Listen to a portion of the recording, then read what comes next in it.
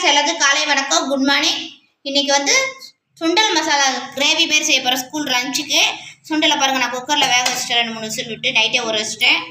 கத்திரிக்காய் வாழைக்காய் கிரேவிக்கு 2-3 தக்காளி, தாளிக்க கடுகு ஜீரகம் 2 வரமிளகா பெருங்காயத்தூள். நல்லெண்ணெய் தான் நான் சமைக்கிறேன் இன்னைக்கு. சின்ன வெங்காயம் பாருங்கள், இவ்வளோ வெங்காயம், அப்படி இது 2 பெரிய வெங்காயம், பச்சை மிளகா, கருவேப்பிலை, பூண்டு, மிளகாத்தூள், மல்லித்தூள், சாம்பார் பொடி, மஞ்சத்தூள். வாங்க எப்படி செய்யலான்னு பார்க்கலாம். தேவையான உப்பு, எண்ணெய் காய்ச்சி நான் நல்லெண்ணையும் ஆட் பண்ணியிருக்கேன். வீட்டில் இருக்கிற சமைக்கிற எண்ணெயும் ஆட் பண்ணியிருக்கேன். கடுகு பொரிஞ்சிருச்சு. கொஞ்சமாக பெருங்காயத்தூள். ரொம்ப ஈஸி, சிம்பிளானது இந்த சுண்டல் கிரேவி. சின்ன வெங்காயம், கருவேப்பிலை போட்டு சின்ன வெங்காயம் போட்டுருக்கேன். வெங்காயம், பெரிய வெங்காயம், பச்சை மிளகாய். இது நல்லா பொன்னரவா வணக்கட்டும்.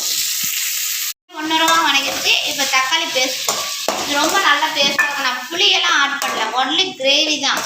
அப்படியே சுண்டல் கிரேவி பண்ணி குழந்தைங்களுக்கு ஸ்கூலுக்கு சாதத்தை கிளறி கொடுத்தா ரொம்ப டேஸ்ட்டாக இருக்கும். அங்கே பாருங்க, இப்போ மிளகாத்தூள்லாம்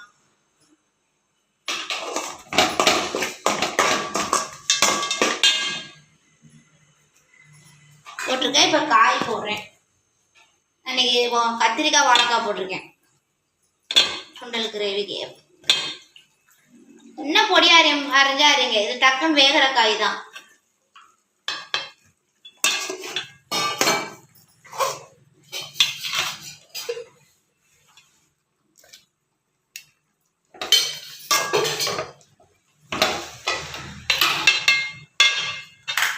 நல்லா பபுள்ஸ் மாதிரி நல்லா கொதிச்சு வருதுங்க மசாலா. இப்போ நான் இந்த சுண்டல் தண்ணியை தான் ஊற்றுறேன். நல்லா கொதிக்கட்டும். நல்லா கொதிச்சு காய் வந்ததுக்கப்புறம் சுண்டல் போடுங்க, கிரேவிக்கு நல்லாயிருக்கும். நம்ம குக்கர்லேயே சுண்டலை வேக வச்சிட்டோம்ல. புளி மட்டும் ஊற்றவே இல்லை, நான் கிரேவி தான் செய்கிறேன். நல்லா கொதிக்குது. இப்போ நான் சுண்டலை ஆட் பண்ண போகிறேன், வேக வச்ச சுண்டலை. அவ்வளோதான், நல்லா கொதிச்சுன்னா இறக்க வேண்டியது சுண்டல் கிரேவி. நான் புளியும் ஆட் பண்ணல, தேங்காயும் அரைச்சி ஊற்றல, அப்படியே கிரேவி மாரி தான் செய்கிறேன். இதை சாதத்தை நல்லா கிளறி கொடுத்தா நல்லாயிருக்கும். வீடியோ பிடிச்சிருந்தா லைக் பண்ணுங்கள், ஷேர் பண்ணுங்கள், கமெண்ட் பண்ணுங்கள்.